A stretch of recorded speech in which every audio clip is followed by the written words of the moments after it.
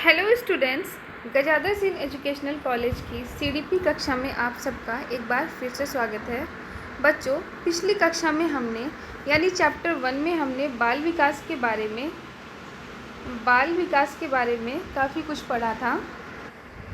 यानी बाल विकास का अर्थ, इसके कैरेक्टरिस्टिक्स और जितनी भी अवस्थाएं होती हैं, यानी शैशवावस्था, ठीक है, इसकी जो अवस्थाएं थी, शैशवावस्था, बाल्यावस्था, किशोरावस्था के बारे में पढ़ा था। फिर चैप्टर 2 में नेक्स्ट चैप्टर में हमने विभिन्न अवस्थाओं में विकास की बात की थी। आज हम चैप्टर 3 स्टार्ट कर रहे हैं, व्यक्तित्व एवं व्यक्तिक भिन्नता, यानी पर्सनैलिटी एंड इंडिविजुअल डिफरेंसेस। तो चलिए शुरू करते हैं। क्या होती है पर्सनैलिटी या व्यक्तित्व? तो पर्सनालिटी वैसे तो आप सब अपने हिसाब से जानते ही होंगे। कहते हैं ना, किसी की पर्सनालिटी बहुत चार्मिंग है, बहुत अच्छी पर्सनालिटी है। तो हम अगर अपने शब्दों में कहें तो हम किसी की पर्सनालिटी उसके लुक से देखते हैं, यानी कि कोई व्यक्ति कैसा दिखता है, जनरली हम उसको ही उसकी पर्सनालिटी कहते हैं। लेकिन सच में अगर देखा जाए, यानी सीडीपी के अकॉर्डिंग पर्सनालिटी क्या है, तो इसके बारे में हम अभी डिटेल में देखेंगे। यानी सीडीपी क्या कहता है कि पर्सनालिटी आपकी इनर प्लस आउटर, यानी आप कैसे दिखते हैं केवल वो नहीं, बल्कि आप अंदर से कहते हैं, ठीक है, आपका चरित्र क्या है, उसी के बारे में आज हम बात करेंगे कि कैसे देखते हैं कि किसी का चरित्र कैसा है। तो सामान्यतः व्यक्तित्व शब्द अंग्रेजी के पर्सनालिटी शब्द का पर्याय है। पर्सनालिटी शब्द लैटिन शब्द पर्सोना से बना है। इसका मतलब क्या होता है? नकाब। यानी कि पर्सनालिटी जो कि पर्सोना शब्द से बना है, और पर्सोना का मतलब होता है नकाब, जो कि ग्रीक नायक, यानी जो ग्रीक के हीरोज़ होते थे, जब वो नाटक करते थे तो उस समय ये नकाब पहनते थे। यानी इसका अर्थ क्या है, इस हिसाब से देखा जाए तो व्यक्ति के बाहरी रूप रंग से ही लगाया जा सकता है, जैसा कि हम आप भी समझते हैं। लेकिन वैज्ञानिक रूप से इसको क्या कर दिया गया कि गलत घोषित कर दिया गया, यानी कि यह व्याख्या पूरी तरह से अवैज्ञानिक घोषित कर दी गई। कारण क्या था कि उन्होंने कई सारे एग्जाम्पल्स हम खुद देखते हैं, जैसे कि गांधी जी हो गए, रविन्द्रनाथ टैगोर हो गए, स्वामी विवेकानंद हो गए। अगर हम इन सबको देखें तो इनकी बाहरी पर्सनैलिटी शायद इतनी अट्रैक्टिव ना थी, लेकिन इनकी जो इंटरनल पर्सनैलिटी थी, इनका जो चरित्र था, वो बहुत ही अच्छा था। तो उस हिसाब से हमने एक नई डेफिनेशंस दी। मनोविज्ञान में व्यक्तित्व का अर्थ क्या बताया गया? व्यक्ति के रूप एवं गुणों की समष्टि, यानी कि वो दिखता कैसा है और उसके अंदर कितने गुण हैं, इन दोनों को जोड़ दिया जाए तो वही किसी व्यक्ति की क्या होती है? पर्सनैलिटी होती है। अर्थात व्यक्ति का संपूर्ण व्यवहार प्रतिमान जो उसकी समस्त विशेषताओं के योग को व्यक्त करता है, वही उसका व्यक्तित्व कहलाता है। मनोविज्ञान में व्यक्तित्व बाहरी आवरण और आंतरिक तत्व दोनों का गतिशील सम्मिश्रण है। गतिशील सम्मिश्रण क्यों कह रहा है? क्योंकि पर्सनालिटी भी एक जैसी नहीं रहती है, एक जैसी नहीं रहती है, चाहे वो इंटरनली आप बात करो या फिर एक्सटर्नली। अगर हम एक्सटर्नली बात करें तो सपोज़ कि आप अभी बहुत पतले दुबले हो, ठीक है, लेकिन कुछ समय बाद हो सकता है कि आप मोटे हो जाओ। हो सकता है आज आप बहुत सुंदर दिखते हो, कुछ समय बाद कुछ बीमारियां हो जाएं, या फिर कुछ भी ऐसे स्किन से रिलेटेड कुछ हो जाए, किसी तरह का इन्फेक्शन हो जाए, तो शायद आप इतने सुंदर ना दिखो। एज सेम आपकी जो इनर पर्सनालिटी है, हो सकता है कि आज आप बहुत अच्छे हैं, कल को आप क्या हो, किसी बुरी संगति में पड़ जाओ, बुरी संगत में पड़ जाओ, ठीक है। सपोज़ आप ऐसे लोगों की संगत में पड़ जाओ जिनकी लैंग्वेज अच्छी नहीं है, या फिर वो बहुत गालियाँ देते हैं, तो कुछ ना कुछ वो आपकी पर्सनैलिटी में भी आ ही जाएगा। इसीलिए क्या बोला गया है कि जो व्यक्तित्व होता है वो गतिशील होता है, ठीक है, यानी कि चेंज होता रहता है समय के अकॉर्डिंग, जो कि पर्यावरण के प्रभाव से बराबर बदलता रहता है। व्यक्तित्व व्यक्ति का पर्यावरण से अनुकूलन करने का ढंग है। इसके अलावा एक और डेफिनेशन क्या है कि जो पर्सनालिटी होती है वो कोई मनुष्य अपने पर्यावरण से किस हिसाब से अनुकूलन कर रहा है, यानी कि पर्यावरण के अकॉर्डिंग, एनवायरनमेंट के अकॉर्डिंग, आपके आसपास का जो माहौल है उसके अकॉर्डिंग आप अपने आप में, अपने बिहेवियर में जो चेंजेस करते हैं, वही आपकी पर्सनालिटी बन जाती है। इस क्रम में कई सारे मनोवैज्ञानिकों ने अलग अलग डेफिनेशंस दी हैं। आइए एक नज़र इस पर भी डाल लेते हैं। वैलेंटाइन के अनुसार व्यक्तित्व जन्मजात और अर्जित प्रवृत्तियों का योग है। यानी कि जैसा आपने पिछले चैप्टर में बुद्धि के बारे में पढ़ा था ना, कि जन्मजात भी होती है और हम कुछ इसमें इम्प्रूवमेंट भी करते हैं। जैसे योगा से 30 to 40% का भी इंक्रीज़ बोला गया था। ठीक है, एज सेम व्यक्तित्व भी जो होता है वो जन्मजात तो होता ही है आपकी पर्सनालिटी, और साथ ही साथ आप कुछ प्रवृत्तियों को अर्जित भी करते हैं, और दोनों को मिला करके उनका जो योग होता है वही आपकी ओवरऑल पर्सनालिटी होती है। गिलफोर्ड के अनुसार व्यक्तित्व गुणों का समन्वित रूप है। अच्छा, आपको मनोवैज्ञानिकों के नाम और उन्होंने जो डेफिनेशंस दी है ये भी ध्यान में रखनी है। जो आपके लॉन्ग आंसर्स के क्वेश्चंस होंगे वहाँ पर आपको डेफिनेशंस के साथ साथ, मतलब आप जो भी अपनी डेफिनेशन दोगे साथ में आपको एक दो कोटेशंस भी लिखने होंगे, तो आपको ये भी ध्यान रखना है। प्लस MCQs में, यानी कि जो आपके ऑब्जेक्टिव क्वेश्चंस होते हैं उनमें कई बार कथन दे करके नाम पूछ लेता है कि ये किस मनोवैज्ञानिक ने बोला था, तो इस वजह से भी आप इसको ध्यान देंगे। तो गिलफोर्ड ने क्या बोला है कि व्यक्तित्व गुणों का समन्वित रूप है। बिग और हंड के अनुसार व्यक्तित्व एक व्यक्ति के संपूर्ण व्यवहार, प्रतिमान और उसकी विशेषताओं के योग का उल्लेख करता है, यानी सेम ही बात कह रहे हैं। हालांकि इस तरह से मनोवैज्ञानिकों ने व्यक्तित्व संबंधी लगभग 49 परिभाषाएं दी। ठीक है, 49 परिभाषाएं इसी तरह की दी गई। उन सब का अगर विश्लेषण किया जाए तो विश्लेषण करने के बाद ऑलपोर्ट ने 1937 में अपनी तरफ से 50वीं परिभाषा दी थी, जो कि मोस्ट इम्पॉर्टेंट है ऑलपोर्ट का डेफिनेशंस, क्योंकि ये सबसे बेस्ट माना गया है। इन्होंने क्या कहा कि व्यक्तित्व व्यक्ति के भीतर उन मनोशारीरिक गुणों का गत्यात्मक संगठन है जो वातावरण से अपूर्व समायोजन को निर्धारित करता है। यानी कि पूरे 49 परिभाषाओं को इन्होंने अपने एक परिभाषा में इंक्लूड कर दिया। क्या बोला कि व्यक्तित्व व्यक्ति के भीतर उन मनोशारीरिक, यानी मन का भी और शरीर का भी, यानी व्यक्ति अंदर से भी कैसा है और बाहर से भी कैसा है, दोनों प्रकार के गुणों का गत्यात्मक संगठन है। गत्यात्मक संगठन का मतलब क्या है कि ये जो गुण हैं इनका संगठन यानी ग्रुपिंग है, और ये संगठन कैसा है, गत्यात्मक है, यानी कि चेंज होता रहता है। गत्यात्मक का मतलब कि ये चेंज होता रहता है, आता जाता रहता है। ठीक है, जो वातावरण से अपूर्व समायोजन का निर्धारण करता है। और किस तरह से ये गत्यात्मक है, किस तरह से ये चेंज होता है, जो भी वातावरण होता है उससे, उस वातावरण के हिसाब से जब व्यक्ति एडजस्टमेंट करता है, समायोजित करने का प्रयास करता है, तो इसी क्रम में उसके वातावरण में कुछ उसके व्यक्तित्व में कुछ चेंजेस आ जाते हैं। नेक्स्ट है व्यक्तित्व की विशेषताएं, यानी कि कैरेक्टरिस्टिक्स ऑफ पर्सनैलिटी। तो पहला गुण क्या है, आत्मचेतना। व्यक्ति की प्रथम एवं प्रमुख विशेषता है आत्मचेतना। अपनी इसी विशेषता के कारण उसको क्या कहते हैं, सर्वोच्च प्राणी का स्थान प्राप्त हुआ है। यानी कि क्या बोला गया है कि पशुओं से बेहतर है ना मनुष्य, या जितने भी जीव हैं वो सभी जीवों में मनुष्य को सर्वश्रेष्ठ क्यों बोला जाता है, क्योंकि उसमें बुद्धि है, और बुद्धि किस रूप में है कि वो आत्मचेतना कर सकता है। ठीक है, उसमें आत्मचेतना है। बालकों एवं पशुओं में आत्मचेतना का गुण नहीं पाया जाता। MCQ के लिए भी इसको ध्यान में रखेंगे, इसीलिए उनके गुणों के बारे में कुछ भी कहना सही नहीं होगा। एक व्यक्ति को ये ज्ञात हो जाता है कि समाज में उसकी क्या स्थिति है, तभी उसकी पर्सनालिटी का डेवलपमेंट होना माना जाता है। यानी कि बच्चा छोटा होता है तो उसको नहीं पता कि छल क्या है, या समाज क्या होता है, लोगों के बीच कैसे बिहेव करना है, ठीक है, घर बाहर में क्या डिफरेंसेस करने हैं, ये उसको नहीं पता होता। सामाजिकता का विकास या समाज के बारे में सही समझ, समाज में व्यक्ति की क्या स्थिति है, किस तरह का व्यवहार करना है, जब ये सब चीज़ें कोई भी बच्चा या व्यक्ति सीखता है तभी उसको हम मानते हैं कि उसका व्यक्तित्व का निर्माण सही रूप में हो पाया है। निरंतर निर्माण की प्रक्रिया है। ठीक है, तो क्योंकि विकास का फॉर्मूला मैंने क्या बताया था, आपको बताया था कि विकास निरंतर चलने वाली क्रिया है, और इसी तरह से विकास का फॉर्मूला मैंने क्या बताया था आपको,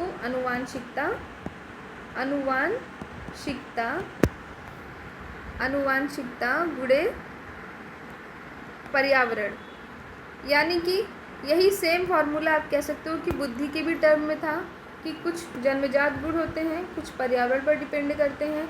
सेम यही पर्सनालिटी पर भी है कि कुछ तो आपकी पर्सनालिटी जन्मजात है और कुछ आपका वातावरण के हिसाब से, पर्यावरण के हिसाब से, ठीक है, पर्यावरण कहना उतना अच्छा नहीं है, वातावरण बेस्ट यहाँ पर लगेगा, ठीक है। वातावरण से या पर्यावरण से आप कह सकते हो कि इसका भी बहुत इफ़ेक्ट पड़ता है पर्सनालिटी के डेवलपमेंट में भी।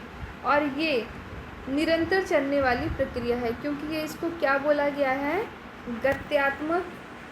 गत्यात्मक संगठन इसीलिए बोला गया है क्योंकि ये चलती रहती है, चेंज होती रहती है। अर्थात देखा जाए तो व्यक्तित्व निर्माण हमेशा क्या है, इस प्रक्रिया में हमेशा ही निरंतरता पाई जाती है, कभी भी स्थिरता नहीं आती। जैसे जैसे व्यक्ति, क्यों नहीं स्थिरता आती, क्योंकि इंसान नए नए लोगों से मिलता है, नई नई चीज़ें सीखता है, तो जब नई नई चीज़ें सीखता है तो अपनी पुरानी चीज़ों में कुछ ना कुछ वो चेंजेस करता रहता है। अब चाहे वो अच्छी चीज़ें सीखे या फिर बुरी चीज़ें सीखे, ठीक है। सपोज़ करो कोई व्यक्ति है जिसको धोखा मिला, ठीक है, किसी भी तरह के रिलेशन में या किसी भी तरह से उसको धोखा मिला, तो इस व्यक्ति की पर्सनालिटी क्या हो जाएगी, अब इसे दूसरों पर इतना इजीली विश्वास नहीं होगा, उसकी पर्सनालिटी में एक चेंज आ जाएगा।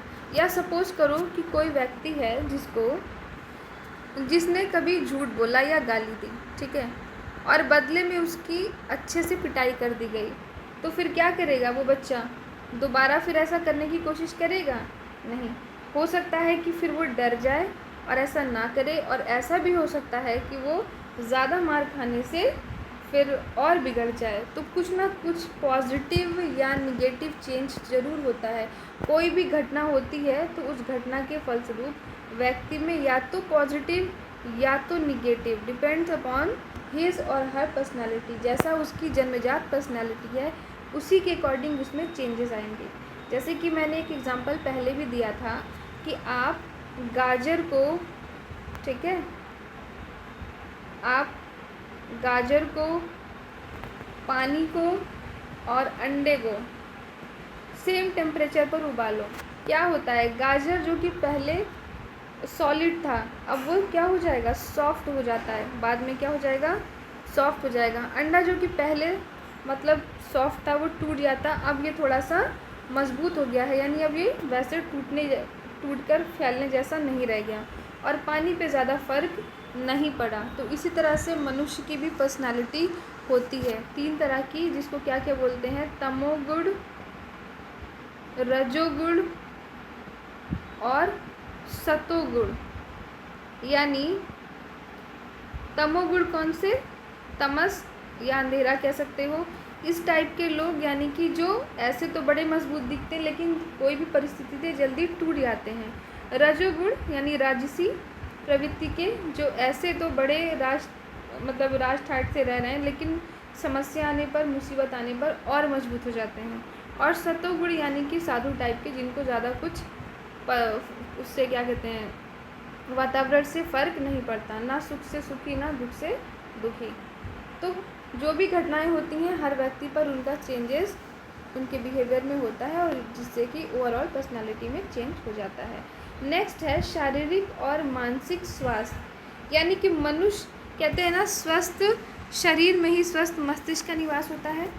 यानी कि अगर कोई बीमार है, ठीक है, कोई बहुत ज़्यादा बीमार हो गया, तो उसकी जो आउटर पर्सनैलिटी है, यानी कि उसका शरीर जो होगा वो इतना सुंदर नहीं रह जाएगा, कुछ ना कुछ चेंजेस उसमें होंगे। अब जब वो कमज़ोर हो जाएगा तो नतीजा कि उसकी याददाश्त कमज़ोर हो सकती है, उसकी सोचने की क्षमता प्रभावित हो सकती है, ठीक है। ओवरऑल कहीं ना कहीं अगर शरीर कमज़ोर है तो मन भी कमज़ोर होगा, ठीक है। और रेसिप्रोकली अगर देखा जाए तो मन कमज़ोर है तो शरीर भी कमज़ोर होगा। कहते हैं ना कि मन के हारे हारे मन के जीते जीत। यानी कि कोई मन से बहुत परेशान है तो उसको खाया पिया उसके शरीर में भी नहीं लगेगा। यानी कि दोनों ही चीज़ें क्या करती हैं, आपकी पर्सनालिटी को प्रभावित करती हैं। नेक्स्ट है दृढ़ इच्छा शक्ति। दृढ़ इच्छा शक्ति क्या है कि जिसके कारण व्यक्ति किसी कार्य को करने या ना करने के लिए बाध्य होता है। यानी कि आप डिसाइड करते हैं कि आप कोई काम करेंगे या नहीं करेंगे, तो ये आपकी इच्छा शक्ति है। अब ये दृढ़ भी होती है और कमज़ोर भी होती है। जैसे बहुत सारे लोग न्यू ईयर पे क्या करते हैं, बहुत सारे रेजोल्यूशन लेते हैं। अब डेली जिम जाएंगे, वेट लॉस करेंगे और रेगुलर पढ़ाई करेंगे, बहुत सारा। लेकिन एक महीना होते होते सबके क्या होते हैं, रेजोल्यूशन टूट जाते हैं। इसके विपरीत कुछ लोग क्या होते हैं कि जो उन्होंने इरादा किया उसको पूरा करके रहते हैं। तो इस तरह के जो लोग होते हैं उनकी दृढ़ इच्छा शक्ति उनकी पर्सनालिटी को डेवलप करती है। कैसे कि अगर किसी ने सोचा था कि न्यू ईयर पर कि अब मैं डेली क्या करूँगा, जिम जाऊँगा, अपनी हेल्थ का ध्यान रखूँगा, पढ़ाई करूँगा, लेकिन उसकी इच्छा शक्ति कमज़ोर थी, तो ना फिर वो पढ़ाई करेगा और ना ही वो जिम जाएगा, ना ही, इसका मतलब क्या, ना वो पढ़ाई में तेज़ हो पाया, ठीक है, मानसिक रूप से, ना उसने ज्ञान अर्जन किया, और ना ही वो शरीर से फिट हो पाया, ठीक है। फिट भी क्या होगा, नहीं हो पाया, तो उसकी पर्सनालिटी चेंज हो पाई, डेवलप हो पाई नहीं ना, वो तो जैसे का तैसा ही रह गया। तो इसीलिए दृढ़ इच्छा शक्ति का भी बहुत बड़ा रोल होता है पर्सनालिटी डेवलपमेंट में। नेक्स्ट है निर्देशित लक्ष्य प्राप्ति, यानी कि जो भी आपने गोल डिसाइडेड किया है, लक्ष्य, उसका निर्देशन मनुष्य हमेशा एक निश्चित उद्देश्य लेकर कार्य करता है। उसके प्रत्येक व्यवहार के पीछे कोई ना कोई लक्ष्य छिपा होता है। जैसे आप पढ़ाई कर रहे हैं, अभी आप ये क्लास देख रहे हैं, तो आपके इस क्लास देखने के पीछे का लक्ष्य क्या होगा कि आप डीएलएड की परीक्षा में अच्छे मार्क्स से पास हो जाएं। और आप डीएलएड कर ही क्यों रहे हैं, ताकि आपकी एक अच्छी नौकरी लग जाए। यानी कि हर एक कार्य, उसके पीछे कोई ना कोई लक्ष्य ज़रूर होता है, ठीक है। तो व्यवहार और लक्ष्यों को जानकर ही हम उसके व्यक्तित्व के विषय में सहज अनुभव लगा सकते हैं। यानी कि व्यक्ति का जैसा लक्ष्य होगा उसका व्यवहार भी वैसा ही होगा। अगर आपका लक्ष्य कोई खिलाड़ी बनना है, तो आप पढ़ाई क्यों ही करेंगे, आपका पढ़ाई में उतना मन नहीं लगेगा। यानी कि जैसा आपका लक्ष्य होता है वैसी ही आपकी पर्सनालिटी, आपकी रुचियाँ भी उसी के अकॉर्डिंग हो जाती हैं। नेक्स्ट है सामाजिकता। मनुष्य को समाज में से अलग कर उसके व्यक्तित्व की कल्पना नहीं की जा सकती, क्योंकि मनुष्य समाज में रहते हुए ही क्या करता है, क्रिया करता है। अब जैसे कि मान लो कोई व्यक्ति ईमानदार है, ठीक है, कोई ईमानदार है, तो उसके अंदर ईमानदारी का गुण कहाँ से आया भाई, उसको पहले कोई चांस तो मिला कि जहाँ पर वो बेईमानी कर सकता था और उसने नहीं की, उसके बाद ही तो पता चलेगा कि वो व्यक्ति ईमानदार है। तो उसकी ये पर्सनालिटी का ये ट्रेड, यानी ये गुण बाहर कैसे आया, तभी तो आया जब वो समाज के संपर्क में आया, ठीक है। कोई बुद्धिमान है या कोई पतला है, मोटा है, ये कंपेयर करने के लिए भी तो आपको कुछ 4 लोग चाहिए होंगे। वो 4 लोग आपको कहाँ मिलेंगे, समाज में ही तो मिलेंगे। यानी कि समाज के संपर्क में आने पर ही आपकी पर्सनालिटी निकल के बाहर आ पाती है। आप अंतर्मुखी हो, बहिर्मुखी हो, द्विमुखी हो, ये सारी चीज़ें कैसे डिसाइड हो पाती हैं, जब आप समाज के कांटेक्ट में जाते हो तो ही। हालांकि ये अंतर्मुखी, बहिर्मुखी, द्विमुखी पर्सनालिटी के टाइप्स हैं जो आप अभी आगे पढ़ोगे। नेक्स्ट है सामंजस्य, यानी कि कोऑर्डिनेशन। व्यक्ति को केवल बाहरी वातावरण से नहीं बल्कि अपनी आंतरिक या व्यक्तिगत जीवन से भी सामंजस्य स्थापित करना पड़ता है, ठीक है। हो सकता है आपका अभी पढ़ाई में मन ना लग रहा हो, लेकिन फिर भी परीक्षा में आपको अच्छे मार्क्स चाहिए, आपको पास होना है, तो आप अपने मन को समझा के ज़बरदस्ती क्या कर रहे होंगे, पढ़ रहे होंगे।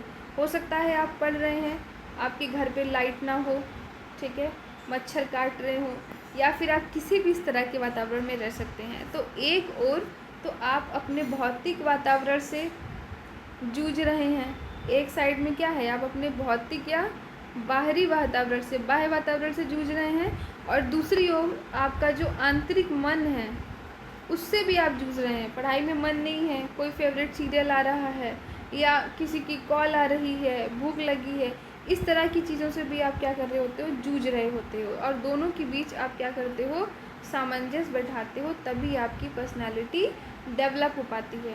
यानी कि आपने अगर अपने मन को नहीं समझाया, आपका मन पढ़ाई में नहीं था और आप नहीं पढ़े, मन की बात मान गए, आपने सामंजस्य बैठाने की कोशिश नहीं की, तो क्या आपकी पर्सनालिटी डेवलप हो पाएगी, फिर क्या आप पढ़ाई कर पाओगे, क्या आप में कोई चेंजेस आ पाएंगे, नहीं ना। तो इसीलिए सामंजस्य बैठाना भी बहुत ही ज़्यादा इम्पॉर्टेंट है पर्सनालिटी डेवलपमेंट के लिए। फिर है एकीकरण यानी इंटीग्रेशन। अब देखो एकीकरण का मतलब क्या है, किसी चीज़ को इकट्ठा करना, एक करना।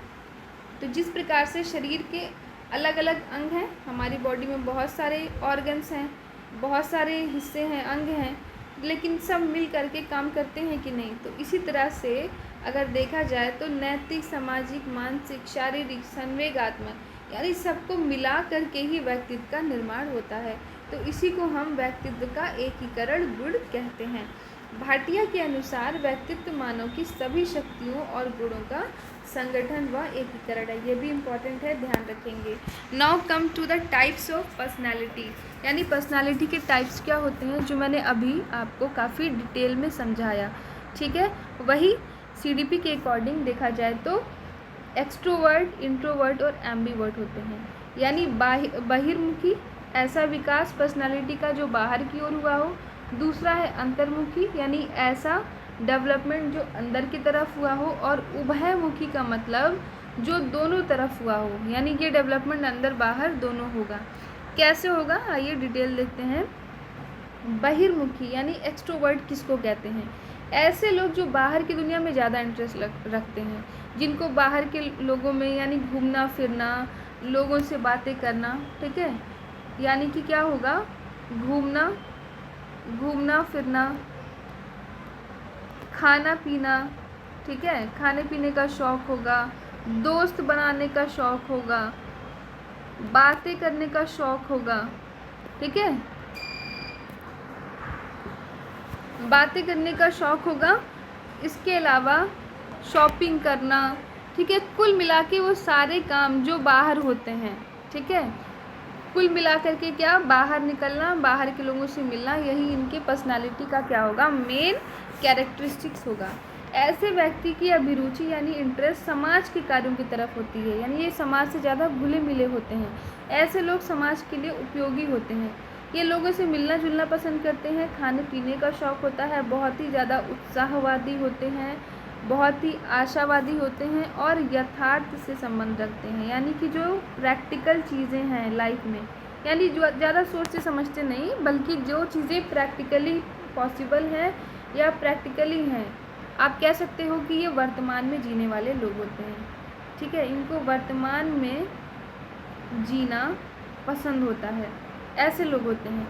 कार्य कुशलता की मात्रा भी इनकी क्या होगी, अंतर्मुखी से अधिक होगी। ये सबको खुश रखने की कोशिश करते हैं और यही चाहते हैं कि लोग भी इनकी बहुत तारीफ़ें करें, हमेशा प्रशंसकों से घिरे रहना पसंद करते हैं। ये विचार प्रधान तथा व्यवहार कुशल होते हैं और निर्णय भी भाव के अनुरूप ही लेते हैं। वातावरण के साथ बहुत ही आसानी से क्या करेंगे, ये अनुकूलित हो जाते हैं, यानी एडजस्ट कर लेते हैं, चाहे किसी भी टाइप का इंसान हो सामने, ये सबसे दोस्ती करके और किसी भी तरह के वातावरण में एडजस्ट कर लेते हैं। आत्मचिंतनशील नहीं होते, परंतु सभी के विचारों के आधार पर अपना विचार प्रकट करते हैं, यानी कि बहुत ज़्यादा अपने बारे में या बहुत ज़्यादा सोच विचार करने वाले नहीं होते हैं। और ये बाह्य क्रियाओं की ओर संवेदनशील होते हैं। ठीक है, ये धारा प्रवाह बोलने वाले होते हैं और स्वयं को पीड़ा परिस्थिति की चिंता नहीं करते और चिंता मुक्त रहते हैं, यानी टेंशन फ्री रहने वाली पर्सनैलिटी है। नेक्स्ट है अंतर्मुखी यानी इंट्रोवर्ट, जस्ट इसी का अपोजिट होगा। बहिर्मुखी से विपरीत इनका स्वभाव होगा। ठीक है, इनके जो भी लक्षण होंगे, आदतें होंगी, अभिवृत्तियाँ होंगी, वो सब कुछ क्या होंगे, वो बाहर नहीं बल्कि अंदर होंगे। यानी कि जो एक्सट्रोवर्ट बंदा क्या कर रहा था कि बाहर में यानी समाज में लोगों से घुलना मिलना चाह रहा था, अभी जस्ट उसके विपरीत ही अपने आप तक ही सीमित रहेगा। इसको लोगों से मिलना जुलना पसंद नहीं होगा, इसको लोगों से ज़्यादा मित्रता रखना पसंद नहीं होगा, इसके बहुत थोड़े से दोस्त होंगे। ये आत्म केंद्रित होगा, रीति रिवाजों को मानेगा। ऐसा व्यक्ति बाह्य जगत की वस्तुओं से कम अनुराग यानी प्रेम रखता है और एकाकी होता है, मतलब इसको अकेला रहना बहुत ही पसंद होगा। ये कर्तव्य परायण होगा और समय का सदैव ध्यान रखेगा। मतलब एक्सट्रोवर्ट के बारे में क्या था कि ये ज़्यादा आदर्शवादी नहीं होते, जबकि जो इंट्रोवर्ट होंगे ये बहुत ही आदर्शवादी होंगे, हर चीज़ में बहुत ही आदर्श की ओर कि हाँ बिल्कुल परफेक्ट रहना चाहिए, और बहुत ही कर्तव्यपरायण होंगे। और ये व्यवहार कुशल उतने नहीं होते जितना कि इंट्रोवर्ट होता है। इनको हंसी मजाक और व्यर्थ के छल आदि में कोई इंटरेस्ट नहीं होता, यानी टाइम वेस्ट करना बिल्कुल पसंद नहीं होता और फालतू के हंसी मजाक में भी नहीं पड़ते हैं। ये चिंताग्रस्त होते हैं क्योंकि सोचते ज़्यादा हैं और अपनी वस्तुओं और कष्टों के प्रति भी बहुत ही ज़्यादा अलर्ट मोड में रहते हैं, बहुत ही भाव प्रधान यानी इमोशनल ज़्यादा होते हैं। ठीक है, हमने एक्सट्रोवर्ट में क्या देखा था कि वो प्रैक्टिकल ज़्यादा थे। उसके विपरीत जो इंट्रोवर्ट होगा यानी अंतर्मुखी व्यक्ति क्या होगा, बहुत ही ज़्यादा इमोशनल होगा, आत्मचिंतन करने वाला होगा और हमेशा आत्म उद्धार यानी हमेशा किस तरह से अपना भला करें और किस तरह से अपना विकास करें, इन सब चीज़ों में ही हमेशा उसका मन लगा रहेगा और स्वयं के लिए चिंताशील रहेगा, शांत मुद्रा में रहता है यानी ज़्यादा झगड़ा वगड़ा करना पसंद नहीं होता। अच्छे लेखक होते हैं परंतु अच्छे वक्ता नहीं, क्योंकि इनको पब्लिक में बोलना ज़्यादा, तो नॉर्मली नहीं बोल रहे हैं, ठीक है, तो इनको ये अच्छे वक्ता इतने नहीं होंगे और क्योंकि इनका चिंतन धरातल प्रबल होता है। ये प्रायः प्रतिक्रियावादी होते हैं तथा यथार्थ को अपने स्वभाव के अनुरूप ढालने का प्रयास करते हैं।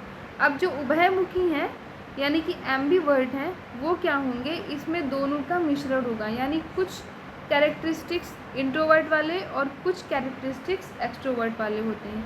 ऐसे व्यक्ति को क्या कहते हैं, उभयमुखी कहते हैं। अब व्यक्तित्व के निर्धारक या व्यक्तित्व विकास को प्रभावित करने वाले कारक, तो ये हम कल की वीडियो में पढ़ेंगे। आज की वीडियो में इतना ही और चलिए एक बार फिर से हल्का सा रिवीजन कर लेते हैं। तो हमने आज क्या क्या पढ़ा, हमने पढ़ा पर्सनालिटी के बारे में। पर्सनालिटी क्या होती है, ये पर्सोना शब्द से बनी है जो कि लैटिन भाषा का है, जिसका कि अर्थ क्या होता है, नकाब होता है। और ग्रीक नायक लोग यानी कि ग्रीक के जो नाटक करने वाले हीरोज़ हुआ करते थे, वो इसको उस समय नाटक के समय पहनते थे। तो पर्सोना यानी कि हालांकि शाब्दिक अर्थ देखें तो क्या है कि केवल व्यक्ति जैसा दिख रहा है उसकी बात है, लेकिन अगर प्रॉपर वे में देखा जाए तो इंसान बाहर से कैसा दिखता है और अंदर से कैसा है, इन दोनों के ही मिश्रण को पर्सनालिटी कहते हैं। और ये गतिशील सम्मिश्रण होता है, यानी कि personality time to time change होती रहती है। इस संबंध में लगभग 49 भाषाएं दी गई थी मनोवैज्ञानिकों द्वारा पर्सनालिटी से रिलेटेड। 50वीं जो परिभाषा थी वो ऑलपोर्ट की थी, जो बहुत ही ज़्यादा इम्पॉर्टेंट है, सबसे बेस्ट है। इन्होंने क्या कहा था कि व्यक्तित्व व्यक्ति के भीतर उन मनोशारीरिक गुणों का गत्यात्मक संगठन है, यानी कि व्यक्तित्व को गत्यात्मक संगठन बोला गया था। गत्यात्मक संगठन का मतलब क्या है कि ये जो पर्सनालिटी है वो समय के अकॉर्डिंग और वातावरण के अकॉर्डिंग चेंज होती रहती है और ये समायोजन के द्वारा निर्धारित होती है, यानी कि जैसा वातावरण होता है व्यक्ति उसके साथ जैसा एडजस्टमेंट करता है उसी के अकॉर्डिंग उसकी पर्सनालिटी डेवलप होती है। विशेषताओं की बात करें तो पहली विशेषता थी आत्मचेतना, जो कि पशु और बालकों में नहीं होती। जब व्यक्ति आत्मचेतना से भरपूर होता है तभी हम सही मायनों में मानते हैं कि उसकी पर्सनालिटी डेवलप हो गई है। दूसरा है कि निरंतर निर्माण की प्रक्रिया है, यानी कि ये हमेशा चलने वाली और कभी भी स्थिर ना होने वाली प्रक्रिया होती है पर्सनालिटी डेवलपमेंट। ये शारीरिक और मानसिक स्वास्थ्य पर डिपेंड करती है, यानी कि कोई पर्सन जितना शारीरिक रूप से स्वस्थ है और मानसिक रूप से स्वस्थ है उसकी पर्सनालिटी उतनी अच्छी होगी। इसके अलावा दृढ़ इच्छा शक्ति का भी बहुत बड़ा रोल है कि व्यक्ति अगर जितनी अच्छी इच्छा शक्ति रखता है, जितनी मजबूत इच्छा शक्ति रखता है, उसके अकॉर्डिंग वो अपनी पर्सनालिटी में चेंज ला पाता है। इसके अलावा व्यक्ति का जो लक्ष्य होता है उस लक्ष्य के अकॉर्डिंग भी उसकी पर्सनालिटी डिफ़ाइन होती है, यानी कि कोई खेलने कूदने का अगर किसी का लक्ष्य है खिलाड़ी बनना तो उसकी पर्सनालिटी उसके अकॉर्डिंग होगी। वो शरीर से मजबूत होगा, पढ़ाई लिखाई में हो सकता है इतना तेज़ ना हो। इसके अलावा अगर कोई अधिकारी बनना चाहता है तो उसका पढ़ाई में ज़्यादा इंटरेस्ट होगा, हो सकता है उसको चश्मा लगा हो ज़्यादा पढ़ने की वजह से। तो हम एक ओवरऑल एक आइडिया ले लेते हैं कि जैसा लक्ष्य होगा वैसी बंदे की पर्सनालिटी होगी। सामाजिकता का बहुत बड़ा रोल है। व्यक्ति जब समाज के संपर्क में आता है तभी उसकी पर्सनालिटी डेवलप होती है और उसके अंदर सामंजस्य का जितना अच्छा गुण होता है उसके अकॉर्डिंग उसकी पर्सनालिटी डेवलप होती है। और एकीकरण एक बहुत बड़ा गुण है व्यक्तित्व का, क्योंकि जिस प्रकार से शरीर के सभी अंग मिल करके एक तरह से कार्य करते हैं, उसी तरह से जो हमारी सामाजिक, मानसिक, शारीरिक, नैतिक, संवेगात्मक ये सारी चीज़ें हैं, ये सब मिल करके ही एक व्यक्तित्व का निर्माण करती हैं। इस संबंध में भाटिया जी का कथन है कि व्यक्तित्व मानव की सभी शक्तियों और गुणों का संगठन और एकीकरण है। व्यक्तित्व के 3 प्रकार हमने देख लिए थे, बहिर्मुखी, अंतर्मुखी, उभयमुखी। जिसमें बहिर्मुखी ऐसे व्यक्ति थे जिनको बाहर या समाज में के संपर्क में रहना ज़्यादा पसंद था। इनको खेलना कूदना, घूमना फिरना, खाना पीना, हंसी मजाक करना, इन सब का शौक़ होता है। इसके विपरीत अंतर्मुखी व्यक्ति अकेला रहना पसंद करता है, ज़्यादा दोस्त नहीं बनाता, इसके कम दोस्त होते हैं, बहुत ही ज़्यादा अपने बारे में सोचने वाला होता है। और उभयमुखी में ये दोनों ही गुण पाए जाते हैं। तो ठीक है बच्चों, कल फिर मिलेंगे, आगे की इस चैप्टर को आगे फिर कल कंटिन्यू करेंगे।